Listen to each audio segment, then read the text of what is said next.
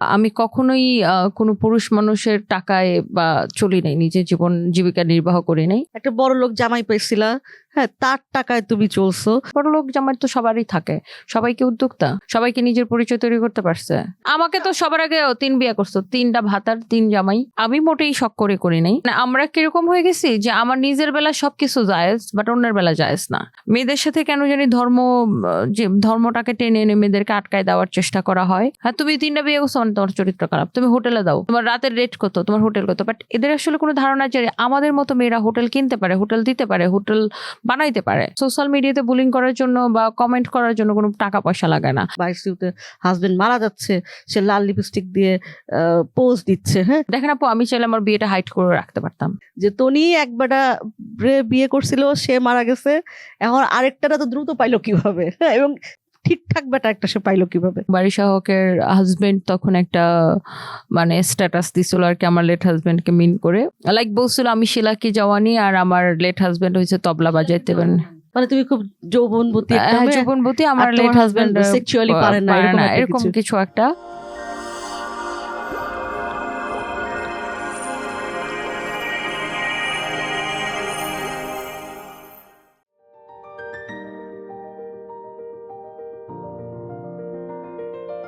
সবাইকে ঈদের শুভেচ্ছা। হার স্টোরি উইথ উর্মিতে আমাদের আজকের অতিথি, আমি যদি অতিথি বলি না, বলি আমাদের সহযোদ্ধা, আমাদের আজকের সহযোদ্ধা উদ্যোক্তা রুবায়াত ফাতিমা তনি। তোমাকে আমি তো আগে চিনতাম না, খুবই মজার ব্যাপার হচ্ছে তোমাকে চিনতে হচ্ছে আমার মেয়ে।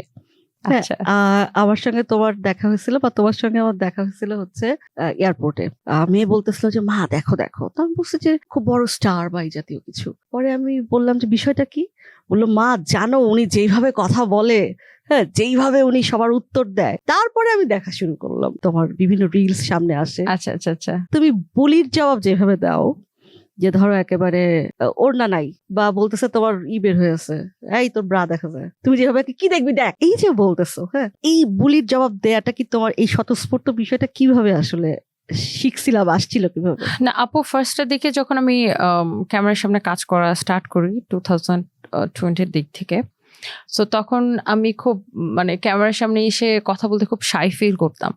সো তখন আমি আমার কোম্পানির লাইভের জন্য আমরা কিছু লাইভ প্রেজেন্টার হায়ার করলাম এবং তারা কাজ করতো। তো ওখানেও বেশ কিছু প্যারেশানির পরে আমার কাছে মনে হয়েছে যে আচ্ছা, মানে এত প্যারেশানি আমি নিজে কেন পারছি না। সো তখন আমি নিজে করার ট্রাই করলাম, অ্যান্ড আমি খুব ফর্মাল কথা বলার চেষ্টা করতাম বা অনেক চিন্তা ভাবনা করে কথা বলতাম। তো আমি দেখলাম যে ভালো কথা বলে মানুষ খারাপ কথা বলে। সামহাও তখন আমার যে প্রয়াত যে আমার হাজব্যান্ড, তো ওর সাথে আমার একটা ছবি, তখনও কেউ জানে না যে আমার হাজব্যান্ডকে, ওর সাথে আমার একটা ছবি সামহাও হচ্ছে ফেসবুকে ভাইরাল হয়ে যায়। তারপর থেকে আমার প্রতি মানুষের বুলিংটা খুব বেড়ে যায়। আর বুলিংটা থাকে এরকম যে আমি সুগার ড্যাডি বিয়ে করছি, টাকা দেখে বিয়ে করছি, লোভী মেয়ে, এই মানে হাজব্যান্ডের টাকা দিয়ে ব্যবসা হয়েছে, লাইক এরকম এসব। তো একটা টাইম পরে এত বুলিং, এত ট্রলিং, এত সোশ্যাল মিডিয়াতে বিভিন্ন মানে ভিডিও বানায় হচ্ছে যে তখন আপনার রোস্টিং ভিডিও যেটাকে বলে, এই ধরনের, বা কমেন্টের বুলিং তো আছেই। একটা টাইম পরে মানে ঠিক মানে ধৈর্যের বাঁধ ভেঙে গেল। তখন আমি আসলে খুব মানে এগুলোর খুব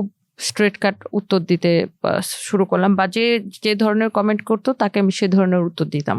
সময়ের সাথে সাথে সময় চলে গেছে, আমি নিজেকে, আমার কাছে মনে হয় যে সময়ের সাথে সাথে আমি নিজেকে আরো আপগ্রেড করার চেষ্টা করেছি, বা অনেক কিছু শিখেছি, মানে ঠেকেছি, শিখেছি। সো এখন যেমন প্রতিবাদের ভাষাটা আর একটু ডিফারেন্ট, আরো স্ট্রংলি ল্যাঙ্গুয়েজে আমাদের প্রত্যেকটা মেয়েকেই আসলে আমাদেরকে প্রত্যেকটা ধাক্কা আমাদেরকে শেখায় দেয় যে কোথায় কি করতে হবে। বাট বয়সের সাথে সাথে আমরা মানে ম্যাচুরিটির একটা আলাদা ভাষা থাকে আমার কাছে মনে হয়। তা তো বটে, কিন্তু ধরো যদি তুমি যে সুগার ড্যাডির বিষয়টা আনলা, এখানে আমার মনে হয়েছে যে তুমি এটার একটা কখনো জিনিসটা লুকাও নাই। মানে আমরা অনেকেই আছি না, যে অনেক কিছু আমরা করি, জিনিসটাকে একটা ভালো মোড়ক দেওয়ার চেষ্টা করি, বা একটু আচ্ছা ঠিক আছে আমি ভালো মেয়ে, সেই জায়গাতে কোথাও একটা বিষয় আমরা করার চেষ্টা সবসময় আমাদের থাকে। কিন্তু তোমার তোমার তোমার হাজবেন্ড বয়স্ক ছিল, তোমার বয়স কম ছিল, তুমি কখনো লুকাও নাই। মানে এই না লুকানোটা, যে তুমি লুকায়ও ব্যবসা করতে পারতা, যে ঠিক আছে হাজবেন্ডের মতো থাকলো, আমি নাই বা তার সঙ্গে ছবি দিলাম, আমার মতো আমি থাকলাম। তুমি যে লুকাওনি, এটার কারণই বা আমি কনফিডেন্ট এবং আমি জানি যে আমি পুরোদস্তুর একজন কর্মজীবী নারী এবং আমি তখনও 18 ঘন্টা কাজ করতাম, এখনো 18 ঘন্টা কাজ করি। সো আমি হাজবেন্ডের থাকে না যে একদম লুতুপুতু বউ, আমি ওরকম লুতুপুতু বউ না। বা আমি কখনোই কোনো পুরুষ মানুষের টাকায় বা চলি নাই, নিজের জীবিকা নির্বাহ করি নাই।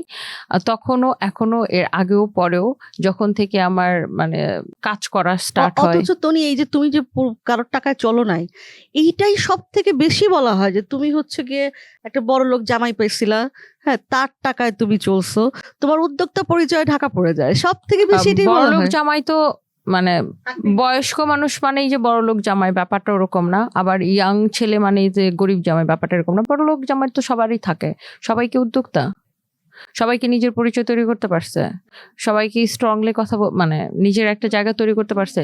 আপনি অনেক অনেক আমি এরকম দেখছি যে অনেক শিক্ষিত মহিলাও আছে, যে অনেক শিক্ষিত, অনেক পড়াশোনা করছে, ফ্যামিলি ব্যাকগ্রাউন্ড ভালো, অনেক ধনী, অনেক রিচ ফ্যামিলির, বাট কোনো কাজ করতে চায় না, সে নিজের ইচ্ছে কাজ করতে চায় না। তো সেক্ষেত্রে আপনি কি বলবেন? এটা পার্সন টু পার্সন ভ্যারি করে। ধরেন আমি ধরে নিলাম যে আমার লেট হাজবেন্ডের অনেক টাকা ছিল, আমি ধরেই নিলাম, তো তার মানে কি আমি তার টাকা দিয়ে, আপনার টাকা থাকলেই কি আপনি ব্যবসা হইতে পারবেন? টাকা থাকলে একজন উদ্যোক্তা হইতে পারে। আপনাকে 5 কোটি টাকা দেওয়া হলো, আপনি উদ্যোক্তা হইতে মানে আপনার যদি সেই আপনি বিজনেস একটা স্টার্ট করতে পারেন, বাট এই বিজনেসটাকে রান করে নিয়ে যাওয়া ইটস নট ইজি। আপনি ইনভেস্ট করতেই পারেন, বাট আপনি যে গেইনার হবেন বা আপনি যে উইনার হবেন এরকম কিন্তু কোনো ব্যাপার না, আপনাকে এটা খাটতে হবে। বুলির দিকটা মানে আমি যদি তোমাকে বলি তুমি সব থেকে বেশি আসলে কি কি নিয়ে বুলিড হয়েছো, মানে হাজবেন্ডের বিষয়টা তো আমি শুনলাম, তোমার লেট হাজবেন্ডের বিষয়, আর সবসময় এগুলো নিয়ে বুলিং হয়, এগুলা নিয়ে, তারপরে আপনার পোশাক নিয়ে। জানেন তো আমাদের দেশে একটা মানুষের ধারণা আছে যে হিজাব করা বা বোরকা পরা মানে ভালো মানুষ, আর আপনি ধরেন ওয়েস্টার্ন পরলেন বা আপনি হিজাব করলেন না, হ্যাঁ বা একটু খোলামেলা পরলেন বা ওয়েস্টার্ন পরলেন বা শাড়ি পরলেন, যেটাই পরলেন মোটামুটি আপনি খারাপ মানুষ আর কি। এটা কিছু মানুষের ধারণা। আসলে আমার কাছে মনে হয় একটা মেয়ে যার হিজাব পরতে ভালো লাগে, এটা পোশাকটা আসলে একটা ব্যক্তিগত চয়েস। যার হিজাব পড়তে ভালো লাগে সে পরবে, যার বোরকা পড়তে ভালো লাগে সে পরবে। আপনার ওয়েস্টার্ন পড়তে ভালো লাগছে আপনি পড়ছেন, আমার এখন শাড়ি পরতে ইচ্ছে করছে আমি পরছি, আমার যখন যেটা ইচ্ছা হয়। আমার এখন মনে হচ্ছে যে না আমি শাড়িতে আমার খুবই, আপনি কিন্তু আমাকে বলছিলেন যে তুমি চাইলে ওয়েস্টার্ন পরে বসতে পারো, না আমি শাড়িতে কমফোর্টেবল। এখন আমার যদি ধরেন 2 বছর পরে মনে হয় যে না আমি এখন হিজাব করব, আমি করতেই পারি, সেটা একান্তই আমার ব্যক্তিগত ব্যাপার। বাট এটার সাথে আমি তনি ভালো বা আমি তনি খারাপ এটার কোনো সম্পর্ক নাই। পিকে মুভিতে আমরা দেখছি যে তাহলে তো সে মুসলিম হয়ে গেল, ব্যাপারটা তো পোশাকের সাথে ভালো মানুষ খারাপ মানুষের কোনো সম্পর্ক নাই, এটা পার্সন টু পার্সন ভ্যারি করে। আবারও বলি যে তোমার কি এটা আসলে থেকে শিখেছি কোথায় ঠেকেছি যেথায়, হ্যাঁ মানে আমার তোমার রিলস গুলা চোখের সামনে ভাসে যে ওই যে কোনো কিছু বললেই যে একদম সঙ্গে সঙ্গে উত্তর দিয়ে দেয়। আর আমাদের দেশে হয় কি যে ধরেন একটা মেয়েকে আটকায় ফেলার জন্য তার চরিত্রে অ্যাটাক করতে হবে, তোমার তো চরিত্র খারাপ। আমাকে তো সবার আগে 3 বিয়ে করছো, 3টা ভাতার, 3 জামাই, 3টা বিয়ে করছো, বাট আসলে 3টা বিয়ে তো কেউ যদি শখ করে করো সেটা তার ব্যক্তিগত ব্যাপার। কেউ যদি তোমার হাজবেন্ডরা কি তোমার এই দর্শকদেরকে কমপ্লেইন করে আসছে যে না, সেটাই। আর কেউ যদি শখ করেও সেটা তার ব্যক্তিগত ব্যাপার, বাট আমি মোটেই শখ করি নাই। আমার জীবনের মানে জার্নির স্টার্টিং এ আমার একটা ধাক্কা দিয়ে আমি একটা ভুল করে স্টার্ট করছি। এই যে ধরো তুমি এত বুলির শিকার হও, মানে গালাগালি সেখানে তো আছেই, তুমিও উল্টা অনেক সময় সত্যি কথা বলতে তুমিও গালাগালি, কারণ কিছু করার নাই, গালাগালির উত্তর গালাগালি দিয়ে কখনো কখনো দিতে হয়, তা না হলে আসলে এরা থামে না। কিন্তু তোমার লড়াইটা কি কেউ জানতে চায়, তোমার বেদনার জায়গাটা কি কেউ জানতে চায় যে কোথা থেকে তোমার শুরু? না, জানতে চাইলেও বুঝতে চায় না, হয়তো অনেকেই জানে না। আমরা কিরকম হয়ে গেছি যে আমার নিজের বেলা সবকিছু জায়েজ, বাট অন্যের বেলা জায়েজ না। মানে আমি বুঝতেছি যে এই সেম জিনিসটা আমার সাথে হইলে আমি এটা নিতে পারতাম না, বা আমি হলে কি করতাম, বাট অন্য একজন করতেছে, বাট সে মেয়ে। মানে মেয়েদের জন্য অনেক কিছু যুক্তি না, মানে মেয়েদের সাথে কেন জানি ধর্মটাকে টেনে এনে মেয়েদেরকে আটকায় দেওয়ার চেষ্টা করা হয়, এবং মেয়েদেরকে বুলি, এই যে আমি আবারও বললাম, মেয়েদেরকে আটকায় দেওয়ার মেইন ইয়েটাই হচ্ছে যে তোমার চরিত্র। হ্যাঁ তুমি 3টা বিয়ে করছো মানে তোমার চরিত্র খারাপ, তুমি হোটেলে দাও, তোমার রাতের রেট কত, তোমার হোটেল কত। বাট এদের আসলে কোনো ধারণা যে আমাদের মতো মেয়েরা হোটেল কিনতে পারে, হোটেল দিতে পারে, হোটেল বানাইতে পারে, এবং তাদেরকে ওইখানে চাকরিও দিতে পারে। তাদের হয়তো কারো সে যোগ্যতাও নাই একটা ভালো হোটেলে চাকরি করার। সোশ্যাল মিডিয়াতে বুলিং করার জন্য বা কমেন্ট করার জন্য কোনো টাকা পয়সা লাগে না, এবং আম প্রিটি শিওর যদি টাকা লাগতো কমেন্ট করার জন্য তাহলে ওরা কেউ টাকা খরচ করে বুলিং করতো না। এবং কারা করে তুমি যদি সেটা একটু দেখো, মানে আমি এখানে খুবই ক্লাসিস্ট হয়ে যায় কথাবার্তা, কিন্তু আমার মনে হয় যে আমার ড্রাইভার, হ্যাঁ, যে আমাকে চা দেয় অফিসে, এরা এসে মানে এই টাইপের, আমি বলছি হ্যাঁ, আবেগী, এটা মানে খুবই ক্লাসিস্ট হয়ে যায় কথাটা বলা, না কিন্তু আপু it's এটা true। হচ্ছে আবেগী মানুষজন। মানে ধরেন তার দিন দুনিয়া সম্পর্কে ধারণা নেই, কেউ একজন বললো তুমি অমুকটা করলে বেহেস্তে যাবা গা, যে টনিকে একটা ওটা গাড়ি দিয়ে বিশ্বাস আসো তাহলে তুমি তুমি বেহেস্তে যাবা, বেহেস্তের টিকিট পেয়ে যাবা, ব্যাপারটা লাগে এরকম। মানে সে দেখেন আবেগ দিয়ে চিন্তা করতেছে, মানে ধর্মান্ধ। মোট কথা হচ্ছে তারা হচ্ছে ধর্মান্ধ। ধরেন ধর্মের আলোটা ভিতর পর্যন্ত পৌঁছায় নাই। তোমার ওই লাল লিপস্টিকের যেই বিষয়টা যেটা ভাইরাল হলো, এটা আমি একটু জানতেই চাই। মানে অনেকের মানে প্রশ্ন একটা উঠছে যে কি ব্যাপার, 60 বা 22 হাজবেন্ড মারা যাচ্ছে, সে লাল লিপস্টিক দিয়ে পোজ দিচ্ছে। হ্যাঁ, আসলে কি ওটা পোজের ছবি ছিল নাকি সাদা স্বাভাবিক ছবি ছিল? আর ব্যাপারটা হচ্ছে যদি লাল লিপস্টিক দিয়ে কেউ যাই, তাতে মানুষের পেছন চলে কেন? আসলে কেউ অসুস্থ থাকে ফ্যামিলির, কেউ 3-4 মাস, আপনি নিশ্চয়ই 3-4 মাস কাজ না করে বসে থাকবেন না। আর আমি যেহেতু আমার ফ্যামিলির একমাত্র উপার্জনক্ষম ব্যক্তি, আমাকে কিন্তু আমার কাজ কন্টিনিউ করে যেতে হয়েছে। ওই সময়টাতে আমার হাজবেন্ড তো অনেক দিন হচ্ছে আপনার আইসিইউতে ছিল, আপনি জানেন, হ্যাঁ হসপিটাল ছিল, এবং ওটা ব্যাংককে। তো ওটা ছিল বছরের প্রথম দিন 2025-এর জানুয়ারির 1 তারিখে। আর আমার 2টা বাচ্চা, আমার সারফরাজের বয়স তখন 5 বছর আর সানভির বয়স 10 বছর। তো 2টা ছোট বাচ্চা, ওরা 2টা তো, সানভি একটু বুঝে বাট সারফরাজ তো কিছুই বুঝে না। সো ওরা 2জন কিন্তু নতুন বছর করার জন্য ব্যাংককে গেছে, এবং সারফরাজ তার বাবাকে দেখার জন্য গেছে। তো আমি যে হসপিটালে আমার লেট হাজবেন্ড ছিল, এর পাশেই আমি একটা হোটেলে আমরা ছিলাম। তো ওখান থেকে আমি বাচ্চাদের নিয়ে বের হব, বাচ্চাদেরকে একটু, কারণ বাচ্চাকে তো আর বাচ্চার সামনে কান্নাকাটি করে তো লাভ নেই। আর আপনি নিশ্চয়ই একজন যদি 3 মাস অসুস্থ থাকে, 3 মাস তো 3 মাস টানা কাটতে পারবো টানা তো না। কাঁদবেন না, কাঁদি আমাদের কাজ তো প্রতি মুহূর্তে করতে কাঁদে হয়, এসে, হ্যাঁ কাজ করছি কাঁদছি বা। তো তখন আমি হোটেল থেকে বাচ্চাদেরকে নিয়ে বের হব, আমি বাচ্চাদেরকে একটা জায়গায় নিয়ে যাব। তো তখন আমি বের হওয়ার আগে বাচ্চাদেরকে নিয়ে একবার আইসিইউতে আসছি হসপিটালে, যে হসপিটালে সারফরাজ তার মানে আমরা হচ্ছে তার বাবাকে দেখে তারপরে হচ্ছে আমরা একসাথে বের হয়ে বাচ্চাদেরকে ঘুরাই নিয়ে আসবো। তো ওই মুহূর্তে ছবিটা তোলা, আমি বাচ্চাদের সাথে ছবি আপলোড দিছি, ওই ছবিটা আপলোড করা হয়েছে বছরের প্রথম দিন, উইশ করছি বাচ্চাদেরকে। এটার জন্য যদি মানুষকে জবাবদিহিতা করতে হয় যে মানে কেন ব্যাখ্যাটা লিপস্টিক কেন দেওয়া, দিতেই বা হবে না? এখন আমি বাচ্চাদেরকে নিয়ে বের হয়ে যাব, এখন আমি কি পরে যাব, আমি লিপস্টিক দিব কি দিব না, এটার ব্যাখ্যাও আমার মানুষকে দিতে হবে। ইউনাইটেড হসপিটাল থেকে বলে দিছিল যে 1% বাঁচার সম্ভাবনা নাই। এরকম একজন পেশেন্টকে আমি এয়ার অ্যাম্বুলেন্সে করে ব্যাংককে নিয়ে আমার জীবনের সেরা চেষ্টাটা, আমি সেরা এফোর্টটা আমি এখানে দিছি, এবং ফিনান্সিয়ালি, মেন্টালি, ফিজিক্যালি সব দিক থেকে পুরো জিনিসটা মানুষ হাস্যকর বানাই ফেলো। ওই আমার নিউ ইয়ারের ছবি আমার বাচ্চাদেরকে নিয়ে গেছে এক লিপস্টিক দিয়ে, মানে কত জাজমেন্টাল মানুষ। যদিও আমি মানুষের কাছ থেকে কিছু আশাও করি না, বাট তারপরেও মানে আপনার একটা মানুষকে বুলিং করতেছেন, বাট সেটা তো বোঝা উচিত। আমার সাথে আমার 2টা ছোট বাচ্চা আছে, আমি বাচ্চাদেরকে নিয়ে 24 ঘন্টা আমি আইসিইউতে বসে থাকবো না? হসপিটাল অ্যালাউ করবে যে 24 ঘন্টা আইসিইউতে বসে থাকা? তুমি তো মোটামুটি বুলির উপরেই থাকো। হ্যাঁ, আমার এই আমার বিয়ে নিয়ে সেটা আসলে হচ্ছে আবার আমার একটা বিয়ে বিয়ে নিয়ে কেন আমি কেন বিয়ে করলাম। দেখেন আপু, আমি চাইলে আমার বিয়েটা হাইড করে রাখতে পারতাম। হ্যাঁ, প্রথমত হচ্ছে আমার হাজবেন্ড দেশে থাকে না, সে লাস্ট 20 ইয়ার্স লন্ডনে থাকে, তার পড়াশোনা সবকিছু ওখানে। আমি এটা হাইড করে রাখি আমার জাস্ট ফ্রেন্ড বা ফ্রেন্ড হিসেবে চালাই দিতে পারতাম। বা মোটামুটি মিডিয়াতে যেটা খুবই কমন চর্চা যে উই আর জাস্ট ফ্রেন্ড, ওরকম কিছু না, এরকম হয় না। তো একটা ফ্রেজই হয়ে গেছে জাস্ট ফ্রেন্ড। হ্যাঁ, সো আমি জাস্ট ফ্রেন্ড বলে চালাই দিতে পারতাম। বাট আমি যদি একটা রিলেশনে থাকি, আমার বাচ্চাকে তো আমার মানে আমি আবার কোনো কিছু ওই লুকোচুরি আমার পছন্দ না। আমার পরিবারের সাথে পরিচয় করা, বা আমি যদি কাউকে পছন্দ করি বা কাউকে যদি আমি একটা সম্পর্কটাকে, আমার কাছে মনে হয় স্বীকৃতি দেওয়াটা অনেক বেশি ইম্পর্টেন্ট। কারণ অপর যে মানুষটা যে আমার সাথে সম্পর্কে জড়িয়েছে, তার সম্মানের জন্য সম্পর্কটাকে স্বীকৃতি দেওয়াটা অনেক ইম্পর্টেন্ট। এবং যেহেতু আমি জিনিসটা অফিসিয়ালি আমার মা ভাই বোন সবার সাথে যেহেতু অফিসিয়ালি পরিচয় করায় দিছি, আমার বাচ্চারাও তো তাকে কি ডাকবে, তাই না? আমি যদি বলি আমার জাস্ট ফ্রেন্ড, তাহলে আমার বাচ্চারা তাকে কি ডাকবে? আমার কাছে সবকিছু চিন্তা করে মানুষ কি বললো সেটা আমার কাছে ইম্পর্টেন্ট ছিল না। আমার বিয়ের খবরটা কিন্তু আমরা নিজেরাই অ্যানাউন্সমেন্ট করছি, এমন না যে এটা কেউ উড়ে এসে বাইরে থেকে বের হয়েছে বা লিক হয়েছে খবর কেউ বের করছে, এরকম কোনো ব্যাপার না। আমি বুঝে শুনে অ্যানাউন্সমেন্ট করছি, কারণ আমার কাছে মনে হয় যে ওই লুকোচুরি করার চেয়ে জাস্ট ফ্রেন্ড সাজা থাকার চেয়ে যেটা সত্যি সেটাই মানুষ জানুক। আর আমার ওই ভণ্ডামি পছন্দ না, মানে আমি যেটা সেটাই রিয়েল। মানুষ এরকম কেন করে? এটা কি আসলে ঈর্ষা থেকে করে? আমার মনে আছে যে আমি তোমার বিয়ের ছবি খুব সুন্দর, তুমি একটা লাল শাড়ি পরে আছো, ভদ্রলোক তোমার সাথে, পিছনে পাহাড় অথবা লেক জাতীয় একটা কিছু।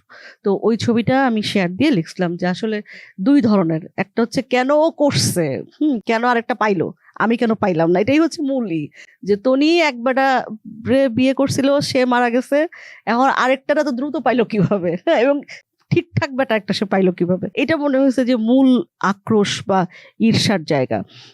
তোমার কি মনে হয়? প্রথমত হচ্ছে আমি যেটা করতে পারছি না সেটা তুমি করতে পারছো, দ্বিতীয়ত হচ্ছে আমারও ইচ্ছা করে কিন্তু আমি পারি না। তো এই তো দুইটা ব্যাপার। আমার অনেক ইচ্ছা করে কিন্তু আমি পারি না। বাট আমাদের মতো স্বাধীন নারী যারা, ধরেন আমার এখন ইচ্ছা, আমার মন খারাপ হয়েছে, আমার এখন আমেরিকার ভিসা আছে, আমি আমেরিকায় চলে যাব, বা আমার কানাডার ভিসা আছে, আমি কানাডা যেতে পারি, আমি অস্ট্রেলিয়া যেতে পারি। আমার যেখানে এই আমেরিকা, কানাডা, অস্ট্রেলিয়ার ভিসা কি কেউ তোমাকে দিয়ে গেছে? কেউ দিয়ে দেয়নি। আমি এটা আমার অর্জন, এবং আমার এটার জন্য কারো কাছ থেকে পারমিশন নেওয়ার দরকার নেই, কারো কাছ থেকে ফিনান্সিয়াল সাপোর্ট নেওয়ারও দরকার নেই। সো এই ব্যক্তি স্বাধীনতাটা আমার আছে। এখন এরকম ইচ্ছা সবারই করে, কিন্তু সবাই সেটা পারে না। তখনই ইচিং হয় না? কিছু মানুষের ইচিং হয় এবং কিছু মানুষের জেলাসিটা তৈরি হয়। এখন যেমন ধরেন আমি আমার লেট হাজবেন্ড নিয়েও আলোচনায় ছিলাম। সো আমার প্রেজেন্ট যে হাজবেন্ড, সে তার সবাই মানে যারা আপনাদের মতো ভালো আর কি, ভালো চিন্তা, সবাই বলে যে হ্যাঁ তোমাদের দুজনকে অনেক মানায়, একদম পারফেক্ট কাপল মনে হয়।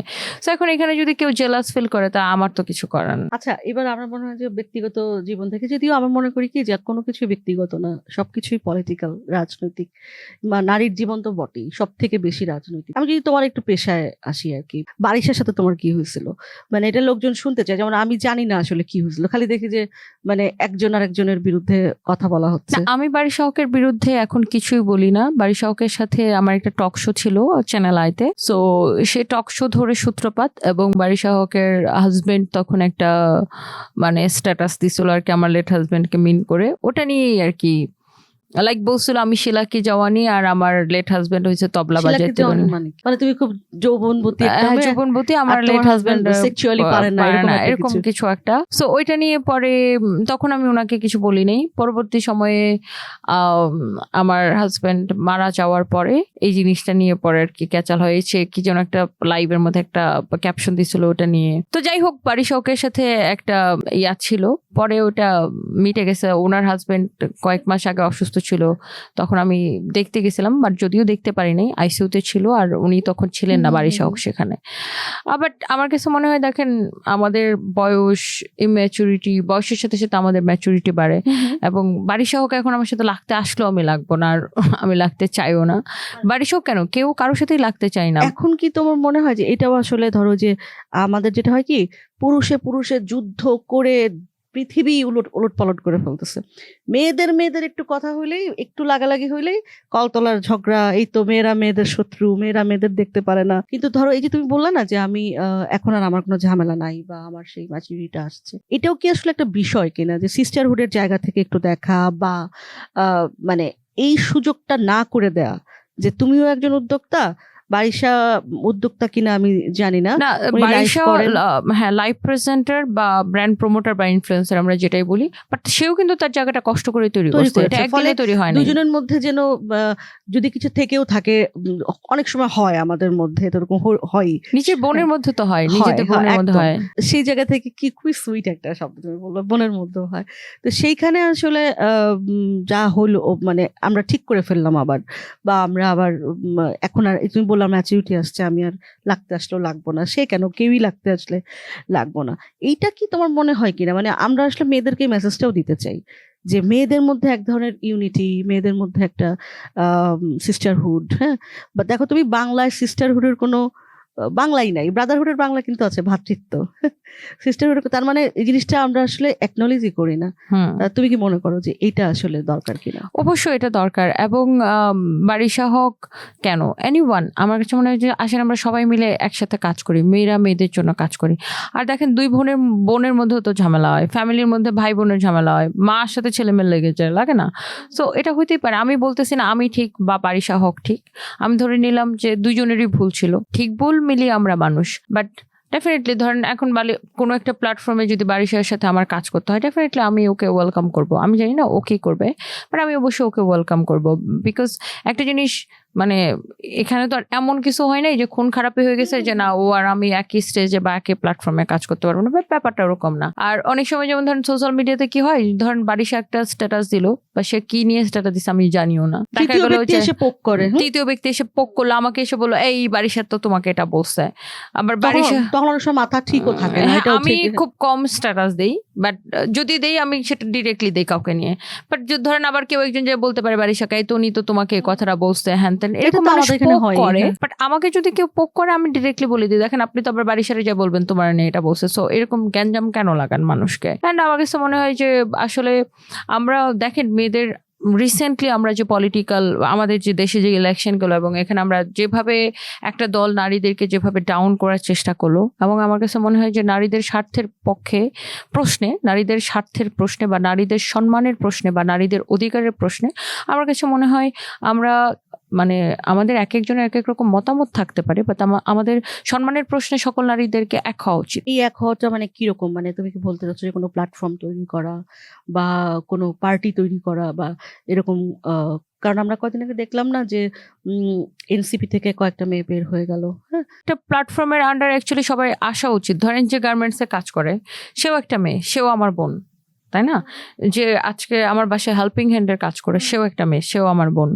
আজকে যে একজন ডক্টর, আজকে একটা মেয়ে ইঞ্জিনিয়ার, আজকে একটা মেয়ে পাইলট, আজকে একটা মেয়ে উদ্যোক্তা, আজকে একটা মেয়ে সাংবাদিক, অনেক রকমের সব ধরনের প্রফেশনে আজকাল মেয়েরা আছে। সো আমার কাছে মনে হয় যে সব ধরনের মেয়েদের একটা ফোরাম হওয়া উচিত, মেয়েদের একটা প্ল্যাটফর্ম তৈরি হওয়া উচিত, যে দলেই ক্ষমতায় আসুক না কেন মেয়েদেরকে যেন ডাউন করার চেষ্টা না করা না হয়।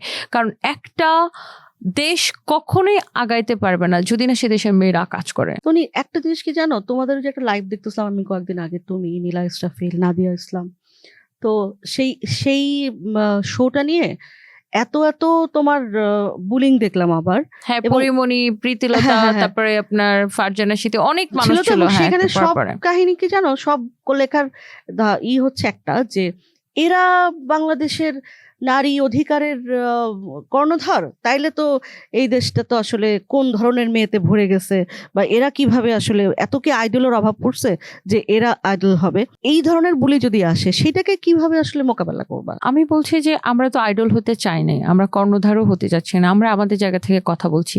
আপনারাও আসুন, আপনারাও আগে আসুন, আপনারাও কর্ণধার হন, আপনারা আইডল হন, আপনারা আমাদেরও আইডল হন, আপনারা আসেন, আপনারা কথা বলেন, আমরা সবাই মিলে একসাথে কাজ করি। আমার যে বক্তব্যটা ছিল, আমার বক্তব্যটা ছিল এরকম যে যেই দলটা বারবার করে নারীদেরকে ছোট করছে, যে দলটা বারবার করে কর্মজীবী নারীদেরকে অসম্মান করছে, যে দলের বিভিন্ন নেতারা, একজন কিন্তু না, বিভিন্ন নেতারা, উচ্চপদস্থ নেতারা যেভাবে নারীদেরকে অসম্মানমূলক কথা বলছে, সেই দলের হয়ে কিভাবে নারীরা মানে কি অনেক নারীরাও তো সেই দলের সাথে আছে, যেখানে আপনাদের সামনেই নারীদেরকে ডাউন করা হচ্ছে, সেই দলের হয়ে আপনারা কিভাবে ভোট চাইলেন?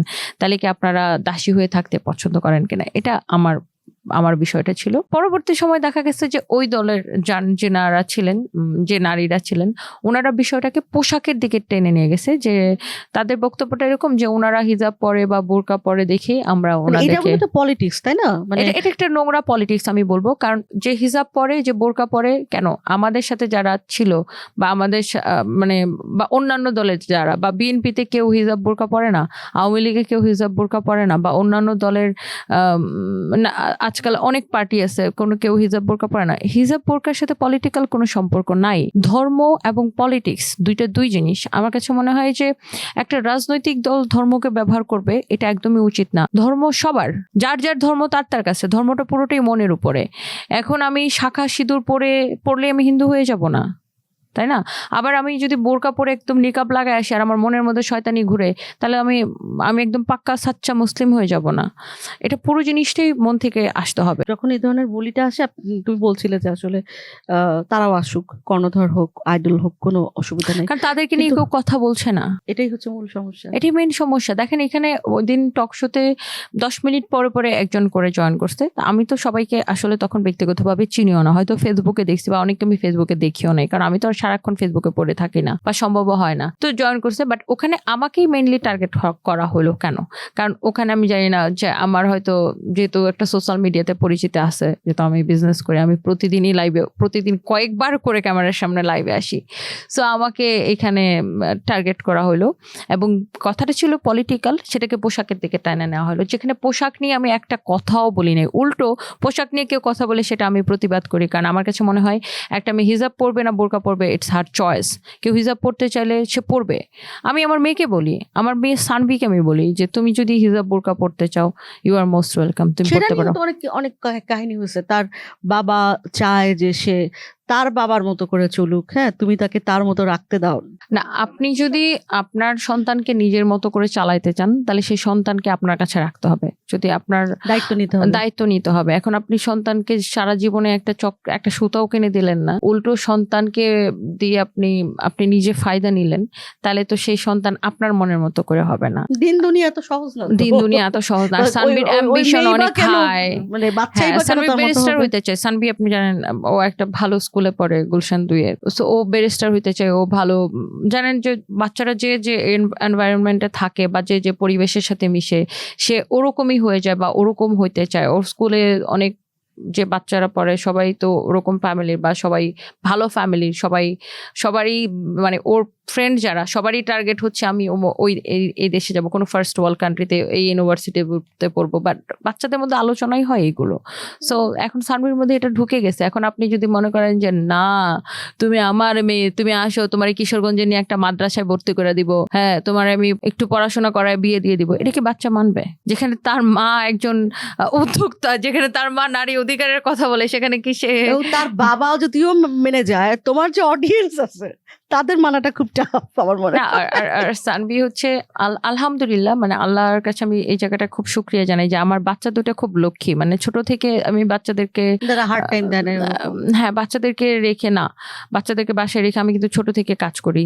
মানে সারফাজের বয়স যখন 40 দিন, তখন থেকে আমি সারফাজকে বাসায় রেখে কাজ না, করি। এই গল্প তো আসলে হার স্টোরি, যেহেতু আমি বলতেছি হার স্টোরি উইথ উর্মি, এই গল্প সবার, আমিও আমার বাচ্চা এরকমই রেখে আমরা ওয়ার্কিং কাজ করছি। উইমেনদের বাচ্চারা কেন জানি অটোমেটিকলি খুব ইন্ডিপেন্ডেন্ট হয়ে যায়, এবং তারা সব নিজের accommodative কাজ। হয়ে যায়। হ্যাঁ, আরেকটা শব্দ দেখো, এই যে আমি বললাম, এইগুলাই আসলে আমার মনে হয় একটু একটু করে আমাদের বলা উচিত। বললাম না ওয়ার্কিং উইমেন, হ্যাঁ, কখনো বলা হয় না যে ওয়ার্কিং ম্যান। হ্যাঁ, মানে আমরা কাজ করি, সেটার জন্য আমাদেরকে আলাদা করে একটা ট্যাগ নিতে হয়, ওটা আমাদের ঘাড়ে নিতে হয়। এবং আরেকটা জিনিস, যদি আমি একদম শেষের দিকে বোধহয় আছি, মাল্টিটাস্ক করতে হয় না মেয়েদের। তোমার বাচ্চা দেখো, তোমার উদ্যোক্তা, তুমি যে সেখানে শাড়ি কি আসলো, পোশাক কি আসলো, ঠিকঠাক আসলো কিনা, কোয়ালিটি কন্ট্রোলার থেকে শুরু করে লাইভ করো, তারপরে বুলির জবাব দাও। হ্যাঁ, এই মাল্টিটাস্কিং এটা খুব ভালো, ঠিক আছে, আপু যে আমি পারে। একটা জিনিস এখানে অ্যাড করতে চাই, সেখানে হচ্ছে আমাদের দেশে ধরেন একটা ওয়ার্কিং উইমেন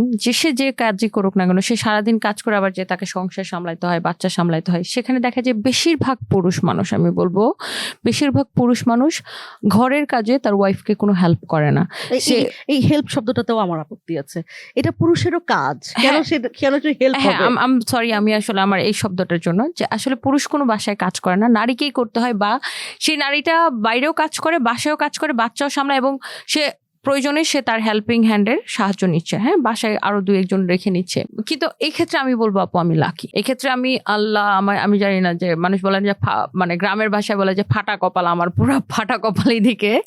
সো দেখেন, আমার লেট হাজব্যান্ড সেও লন্ডনে, তার পড়াশোনা লন্ডনে, তার বড় হওয়া, তার ফ্যামিলি ব্যাকগ্রাউন্ড ওরকম, সেও ধরেন বাসার কাজ সেও করতো বাচ্চাদেরকে সামলানো, বাসার কাজ করা, বরঞ্চ সে বাসার কাজ আমার থেকে বেশি করতো এবং অফিস করা, সবকিছু করা সে করতো। এবং আমার যে প্রেজেন্ট হাজব্যান্ড, সেও কিন্তু তারও কিন্তু পড়াশোনা লন্ডনে, এবং সে কিন্তু ওই কালচারের সাথে ইউজ টু। তাহলে তার কথা তো সে তো আসলে সে শিখে গেছে, সে সবকিছু জানে, সে ওই সোশ্যালাইজেশনের মধ্যে দিয়ে বড় হ্যাঁ হয়েছে।